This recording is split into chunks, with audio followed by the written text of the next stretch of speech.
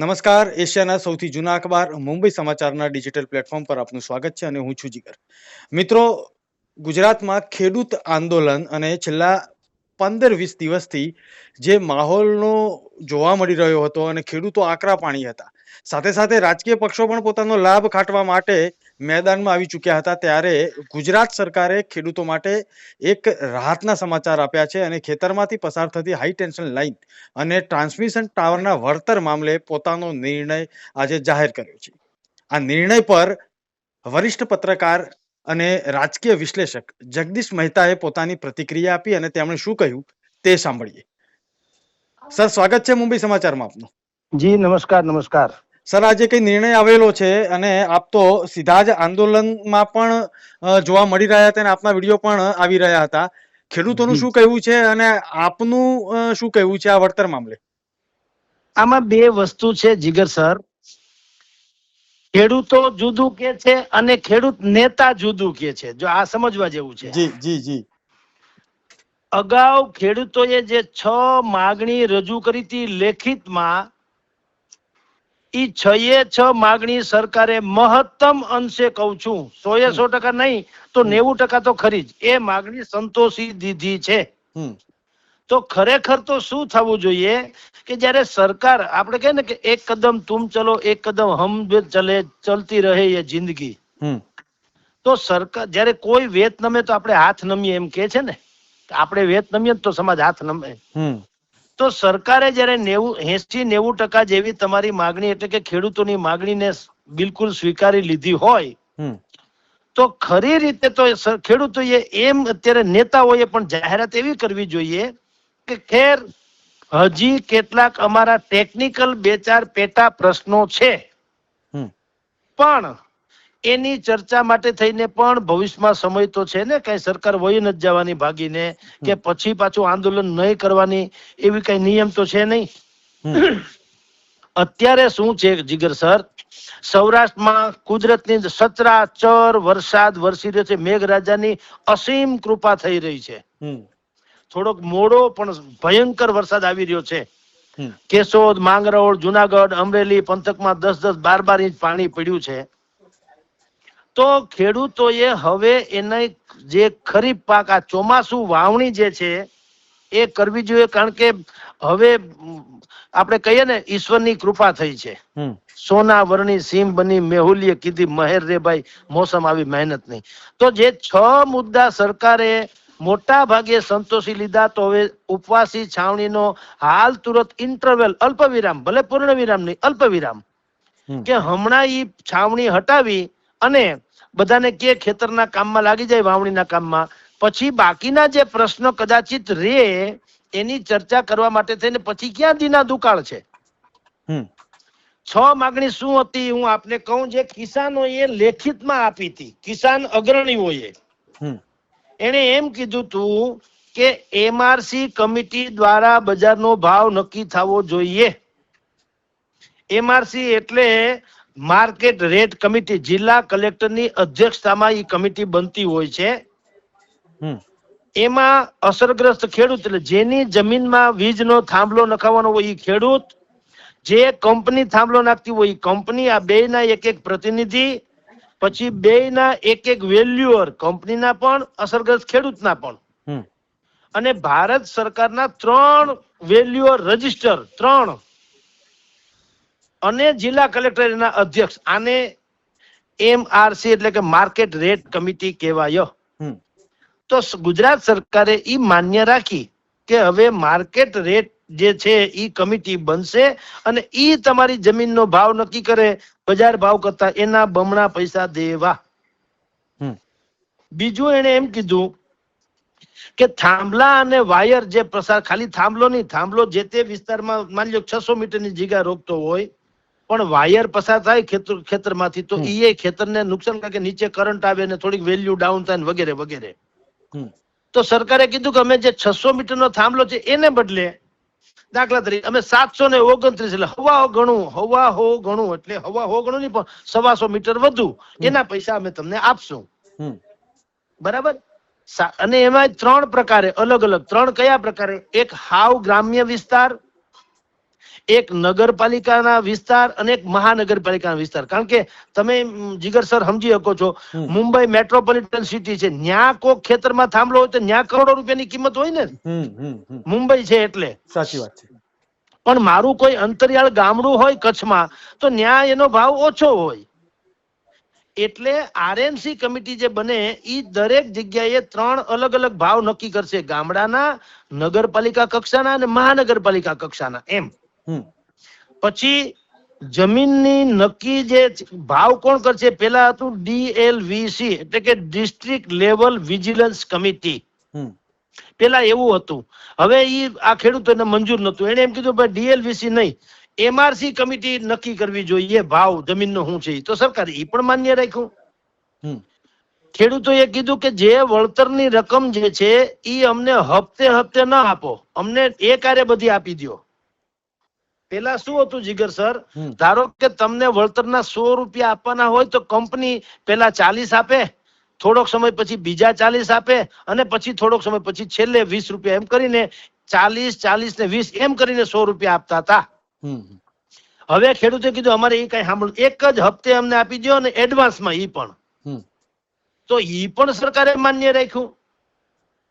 હવે તમે વિચાર કરો, આમ છતાં સરકારે કીધું કે તેમ છતાં હજી તમને કઈ ઓછું લાગતું હોય તો તમે કોર્ટમાં કે સિવિલ કોર્ટમાં જવાની તમને છૂટ. એટલે આમ તમે જુઓ, ઓવરઓલ તમને કહું તો સરકારે ખેડૂતોની મહત્તમ માંગણી સંતોષવાનો પ્રયાસ કર્યો છે. હવે પ્રોબ્લેમ શું છે? બીજા કેટલાક પેટા પ્રશ્નોની. પેટા પ્રશ્નો જે છે એમાં શું છે? દાખલા તરીકે કે જૂના ભાવ એટલે કે 2025 થી આ થાંભલા ખોડવાનો અહીંયા કાર્યક્રમ ચાલે છે વિવિધ કંપનીઓ દ્વારા. તો એમ કે જે ખોડાઈ ગયા થાંભલા એને તો જૂના ભાવે બધું સોદો થઈ ગયો હોય ને, એનું શું? એને આ નવો ભાવ મળશે કે કેમ? ઈ પેટા પ્રશ્ન છે. બીજો એક પેટા પ્રશ્ન છે કે ભાઈ અમારી જમીનમાં જે પાક ઉભો તો અને તમારે થાંભલો નાખવો તો એટલે તમે બુલડોઝર ફેરવી દીધા ઉભા પાકમાં, ઉભા વૃક્ષમાં, ઉભા છોડમાં, ઉભા ફળમાં, ઉભા ઝાડમાં. એનું શું? તો સરકારે એની પણ વ્યવસ્થા કરી છે. એટલે ઈ બીજો પ્રશ્ન ઉભો છે. ત્રીજો પ્રશ્ન કયો છે કે ભાઈ અમારી જમીનમાં તમે જ્યારે થાંભલો નાખો ત્યારે જમીનની વેલ્યુ થોડીક ડાઉન થઈ જાય. ઈ સ્વાભાવિક વાત છે. ઈ કઈ રીતે તમને કહું? ફ્રેશ કોઈ પણ તમે ટીવી કે કોઈ પણ વસ્તુ લ્યો, ફ્રેશ લ્યો, એનો જે કંપનીમાંથી શોરૂમ માંથી લ્યો એનો ભાવ અને 2 મહિના પછી વપરાયેલું, ભલે 2 જ મહિના થયા હોય તો 2 મહિના ઈ ટીવી કે કાંઈ પણ વપરાઈ જાય પછી સેકન્ડ હેન્ડ નો ભાવ ગણાય કે નહીં? એનો ભાવ ભયંકર ઓછો આવે. બરાબર? એમ જે ખેતરમાં થાંભલો નખાય એની વેલ્યુ ફ્રેશ જમીનની વેલ્યુ કરતા ઘણી ઓછી થઈ જાય. કારણ કે થાંભલો જ્યાં હોય ને એની નીચે કોઈ બાંધકામ ન થઈ શકે, એમાં વાવેતર ન થઈ શકે. એ થાંભલાનો જે વાયર પસાર થાય તો વાયરની હેઠે કરંટ આવે, કરંટ કોકદી વાયર તૂટે, કાંઈક ડખો થાય તો પશુધન કે માલધારી બેમાંથી એકને કાંઈ ઈજા થાય ને કાંઈ એનું મૃત્યુ પામે. એવા બધા કારણોસર એ જમીનનો ભાવ થોડોક ઓછો થઈ જાય. તો એને ડિવેલ્યુએશન જે થાય છે જમીનનું, એનું શું? અને એક શબ્દ છે વાણિજ્ય. વાણિજ્ય એટલે વેપાર આધારિત જમીન. આપણે વાત જે થાય છે ખેતીની થાય છે, સમજો. પણ દાખલા તરીકે સુરત કે મુંબઈ કે અમારે રાજકોટ કે વડોદરા, અમદાવાદ એવા શહેરમાં રોડ કાંઠાની જમીન હોય, હવે એને જો એને કરાવી નાખે, નોન એગ્રીકલ્ચર નું કરાવી નાખે તો એને તો કરોડો રૂપિયા ભાવ આવે ને, વીઘાના 1.5 કરોડ 2 કરોડ થાય.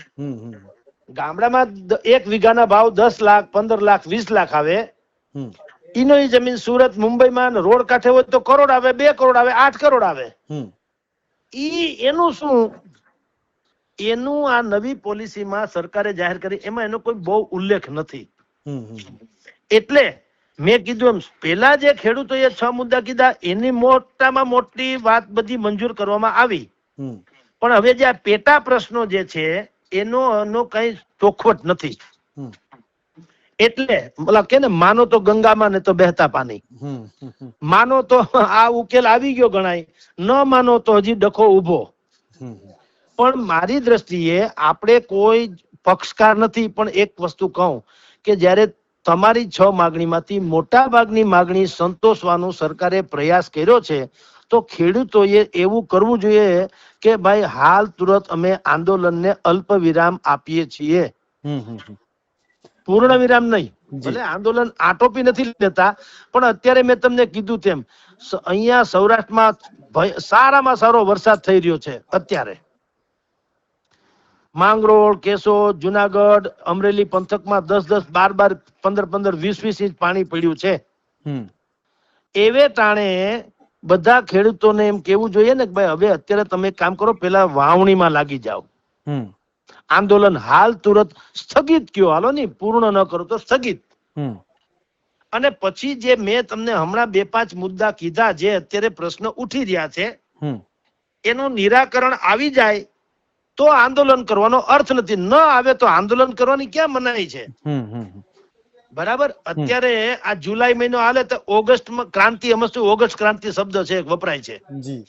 તો ઓગસ્ટ મહિનો છે, ઓગસ્ટ પછી સપ્ટેમ્બર, ઓક્ટોબર, નવેમ્બર, ડિસેમ્બર, ત્યાં ક્યાં આંદોલન માટે કોઈ નીતિ નિયમ છે કે થાય તો જુલાઈમાં જ આંદોલન થાય, ઓગસ્ટ થી પ્રતિબંધ, એવું તો છે નહીં.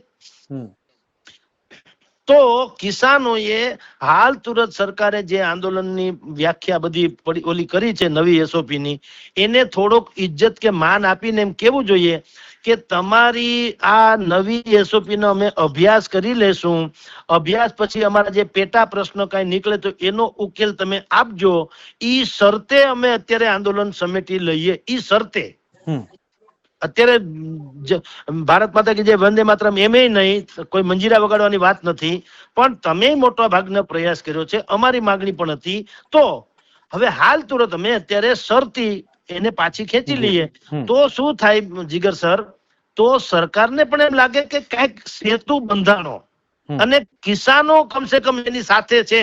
આમાં થાય છે હું, એને જે દોરી સંચાર કરે છે એ બીજા વિપક્ષો છે, એ ભીતરમાં છે, અંડરગ્રાઉન્ડ. સીધી રીતે નથી પણ આડી રીતે તો છે જ. હમણાં 2 દી પહેલા કોકરોચ જનતા પાર્ટીના નેતા પણ ત્યાં આવી ચુક્યા હતા.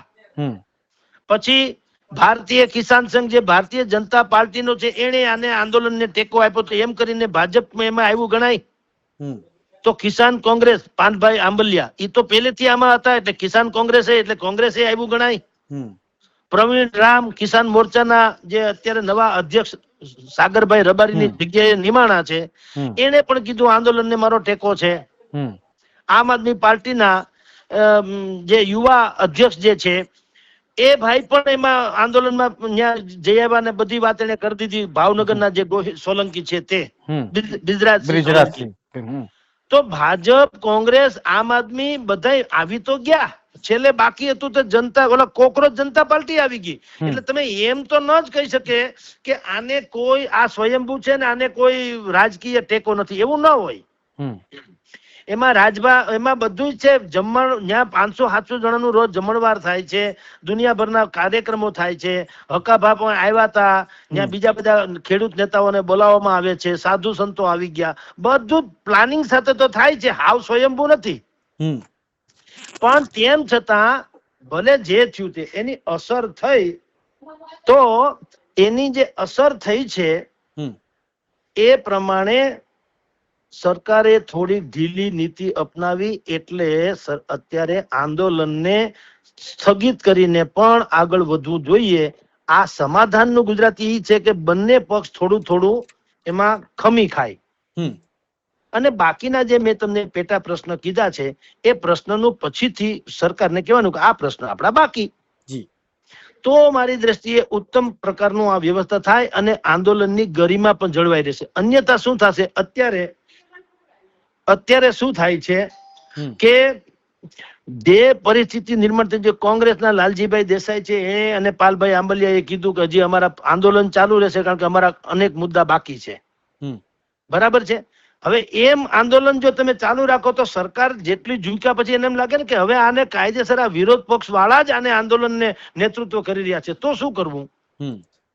એટલે હું કઉ છું કે ખેડૂતોના હિતમાં કઉ છું, આપણે કોઈ ફેવર કરતા નથી કે તમારે હવે આંદોલન સમેટી લેવું જોઈએ, સરકારમાં ના ખોળે બેસી જવું, એવી કોઈ વાત નથી. પણ સરકારે પહેલ તો કરીને થોડેક આગળ તો વધ્યા છે ને. તમારા જે 6 મુદ્દા લેખિતમાં હતા એ 6 મુદ્દાનો સરકારે એની લેવલ પ્રમાણે તો કર્યું છે હમ જવાબ. તો હવે બાકીના જે પેટા પ્રશ્નો છે એના માટે થઈને તમે થોડોક સમય આપો હમ કે ભાઈ ઠીક છે, બાકીના અમારા શરતે મેં તમને કીધું ને કે ભાઈ બાકીના આ શરતે અમે હાલ તુરંત આંદોલનની જે સમિતિ છે એને આટોપી લઈએ છીએ.